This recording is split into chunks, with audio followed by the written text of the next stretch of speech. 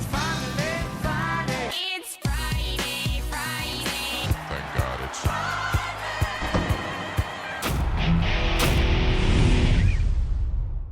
Welcome to our special Breeders' Cup edition of the Friday Show, brought to you by Smiling Tiger, who's standing at Harris Farms here in California. We'll tell you about the deal that's on the table only for a couple more days coming up. But first, Ray, at the World Championships here at Santa Anita, the word that's been on everyone's lips is safety. You know, it's been a terrible year with all the fatalities and all the media pressure that's on the industry. But in a way, I'm starting to think that because of all the strict measures here, the protocols that are in place, getting through this Breeders' Cup World Championships, we could come out the other side with a more positive view of the industry. Well, I hope so. First of all, the Breeders' Cup has actually been at the forefront of safety issues. They were I think it was the Breeders' Cup back in the early 90s that actually put together the first veterinary team inspecting horses, not just looking at them before the race, but as they trained. Now, you can't go on the backstretch and not see teams of veterinarians with the Breeders' Cup vest, identifying them as such, looking at these horses. One of the vets at a news conference said, these are the most scrutinized, looked at horses by veterinary teams of any major racing event in the world. Yeah, we've seen them all week, back there knocking on stable doors saying, hey, can you bring your horse out, watch him run. We saw Brad Cox with one of his horses, and the vet teams there taking notes. So they're being very diligent about it. They're very visible about it as well. And we've also talked to some people who think, you know, maybe all this happened for a reason and that the industry will be better off in the long run. Yeah, the reforms that they've done here in California, and you know, they are strict. They involve medication issues. They involve pre-race inspections of horses, pre-workout inspections of horses. Getting a veterinarian to sign off on a horse saying this horse, I examined this horse, and he is sound, and he, to the best of my knowledge, is ready to race. And so they're doing things here, medication reform, putting the anti-inflammatories at a 48-hour cutoff time instead of 24 hours, corticosteroid injections at 14 days, things like that. The rest of the country has to catch up to what California is doing, in my opinion. And if they do, it's going to be a safer sport overall. Hair testing is another one. Yeah. And of course, they're talking about moving to potentially a synthetic track, moving back to a synthetic track. That was mentioned this week. They had a security and safety briefing for the media, so there was a lot of information. They were being very transparent and letting people know exactly what's going on. All horses in the Breeders' Cup races will be sampled for TCO2 testing. That's our standard operating procedure on the Southern California Thoroughbred Circuit.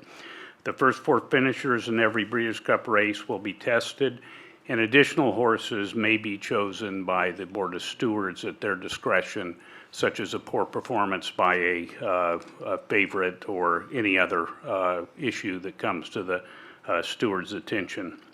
Blood and urine samples will be collected from each horse. The samples will be couriered up to UC Davis by a CHRB investigator early Sunday morning, and testing will begin Sunday afternoon, and we expect the results by late Tuesday. So, on the issue of synthetics, it's a very divisive issue.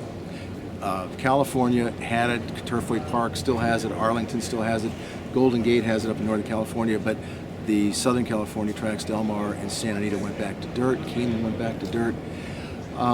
The numbers say that synthetics are safer as far as fatalities are concerned. Trainers said no, they created more soft tissue injuries or hind end injuries, but this is not about, when racing is in the crosshairs, and it is, it's not about soft tissue injuries, it's about fatalities. Right. They're not counting the number of horses that may have to take a month off to recover from a strain. They're talking about horses that are euthanized, and synthetic surfaces are safer from that standpoint. Mark Cassey, we talked to this week, he's a big proponent of synthetics, and he has a wide base of knowledge about them because he's run on them a lot, especially at Woodbine. And he is much in favor of them because he says they are kinder to the horse. He says, if I'm preparing for a race on the synthetic, I only need about 8 workouts versus a dozen when he's going on the dirt. And he said, preparing on the dirt from synthetic is very difficult. I think the key to this is get everybody getting on board with it and saying, as an industry, we're going to go forward with this, because these surfaces are constantly being improved. And if you don't have to worry about going from dirt to synthetic and vice versa, it's a lot better. And again, the stats say a lot safer. Amen. So let's talk about some racing. All right. I'm so impressed that Flavien Prat has a mount in every single Breeders' Cup race, all 14. We talked to his agent this week, who was he's very confident about Pratt, and it was interesting to hear him talk about how he prepares. And we asked him why he's in such high demand. He's really smart. He knows this game as well as anybody. He knows horses. He knows the tendencies of all the riders. He can read a rider riding a race and know exactly whether he's got horse or not just by looking at his body language and stuff like that. He won a race the other day because he looked at the jockey's hand, how he was going to stick the horse, whether he was going to stick him where the horse was going to move to the inside or go to the outside. So the jockey hit the horse once, and as he was raising his hand to do it again, he snuck in down on the inside and ended up winning the race. So there's things like that that you don't even think about, but he tells me, and I've never ridden a horse, so I defer to him to tell me what he wants. Lawson also pointed out that Pratt is a millennial, and he's constantly on his phone, and he uses it to watch race videos. Not just here in the U.S., he watches European races. He's always watching races. He's always got his face in his phone. The guy works hard and prepares, so yeah, I think this could be the breakout. And I found it interesting that I asked him if he coaches him. Because some agents will take a rider under their wing and, kind of give them instructions. And he said, nah, he said, this kid, he's so smart. He just picks stuff up on his own.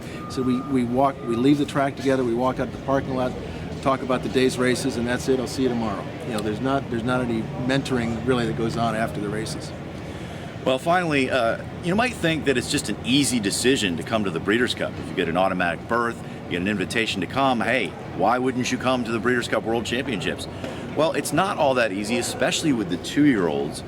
We ran into Jack Knowlton of Sakatoga Stable, famously drove the school bus when Funnyside won the Kentucky Derby. Now he has a Derby contender for next year called Tis the Law. And we ran into him and discussed why he decided not to go to the Breeders' Cup. We really are trying to somewhat follow the same path we followed with Funnyside. There was, after he won his first 2 races in New York convincingly, there was a lot of pressure and interest in him going to Breeders' Cup at Arlington that year, and Barkley said, we're just asking this horse to do too many new things. We look at, not going to the Breeders' Cup there, and the opportunity was here to come this year. But again, he's a young horse. He's only had 2 races, shipping across country, and again, asking him to do a lot of things that he hadn't done. So we decided we want to get another race. Barkley really likes 3 races as a 2-year-old. So we're going to go to the Kentucky Jockey Club 2 days after Thanksgiving down at Churchill. And then we'll go down to Barkley's wintering place at Palm Meadows and probably start in the Holy Bull down there. For a lot of these trainers, it's a numbers game. And Barkley Tagg is as old school as it gets. He doesn't get his hands on that many good horses, and he's going to make decisions that are in the best interest of that horse, because he doesn't have the deep bench that some of these other trainers have. Well, let's end with a horse that is actually at the Breeders' Cup. That's Spice Perfection.